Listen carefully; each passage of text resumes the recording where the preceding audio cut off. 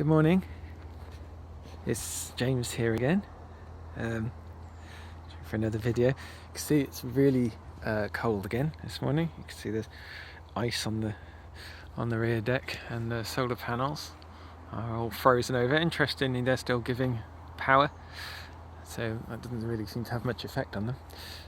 See, it's really nice up there. Anyway, this is a short, an odd video.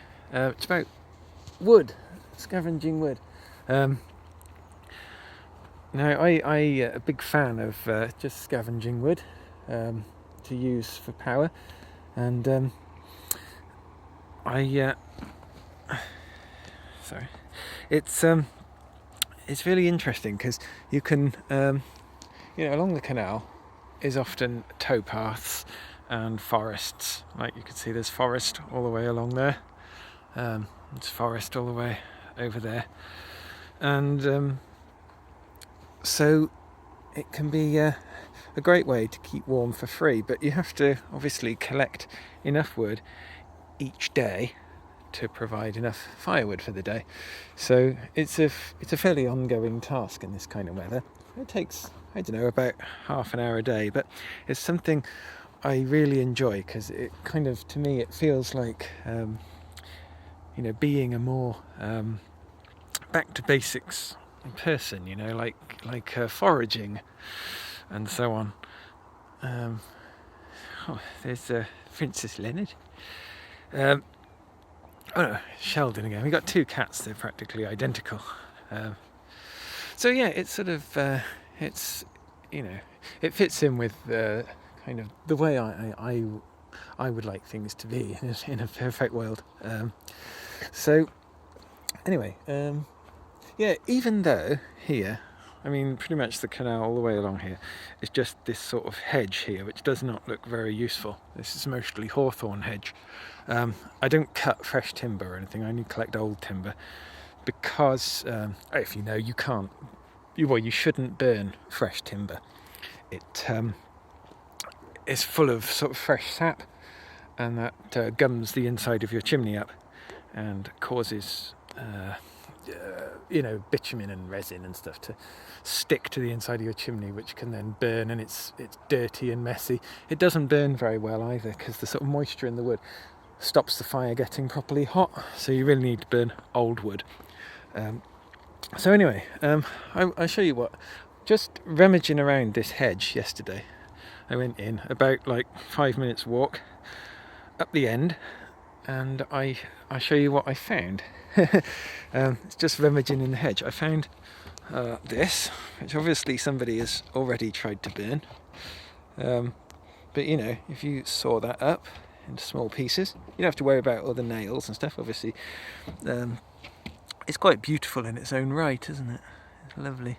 But you see it's full of little nails and things, but you don't worry about those. You just watch your hands, obviously, but then saw them out, chuck them in the fire. Tomorrow, when you empty the ash, you can just filter the nails out and put them somewhere safe if you don't want to, if you don't want people to be standing on them and so on.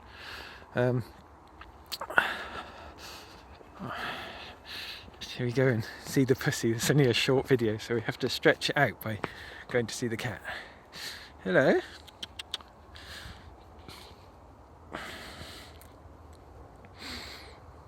Okay, right. So yeah, also yesterday I found this. That's just shoved in a hedge. That's a huge piece of wood.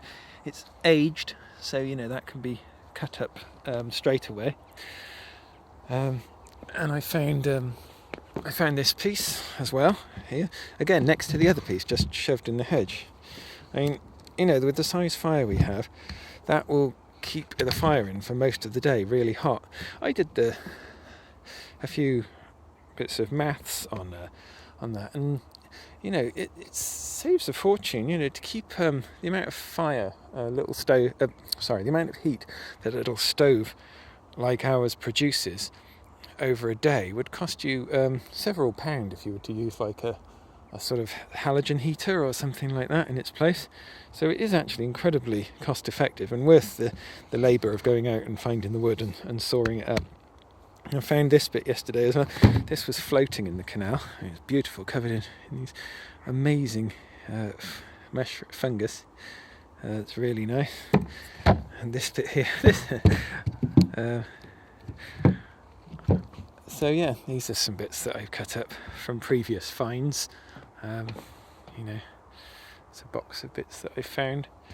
That piece over there, I just found lying on the side of the towpath. These two bits I just found stuck in a hedge. And they, you know, this sort of stuff's good. This is machine timber, so it's really dry. Obviously it's wet. There's a difference between being physically wet and sort of the timber being fresh. So anyway, finally I thought I'd finish up by showing you what I think are the sort of essential tools for processing all this wood. So you need somewhere to put it, like this old stool, because you need to sort of, if I can show you, put your foot on sort of thing and do a bit of sawing like so. It's quite good to have a measure, a little stick shows how big a piece of wood you can fit into your stove, so that you cut as efficiently as possible, because imagine some of the big thick pieces up there, they take a long time to saw through, and so if you've got a little measure so you know that that's the length that your stove can accept, you can make sure you can cut the wood up as efficiently as possible and save yourself a lot of labour out on a freezing day such as this. So here I have a big axe. That's useful. I mean, this thing is too big to split with the tools I have. It would be great if I could just axe it in half. It would save a lot, but it's too big and too solid and too heavy. But pieces like that you can just split really easily, which speeds up their drying time if it's green wood. So you can split it in half and then leave it out and it will dry much quicker. A small axe, you can see here, this is great for making kindling, because so when you first light the fire, obviously you need fine wood to get it going. So an axe like that is perfect for kindling. Then a bow saw is really good because it's ever so light. You can. I have an IKEA bag.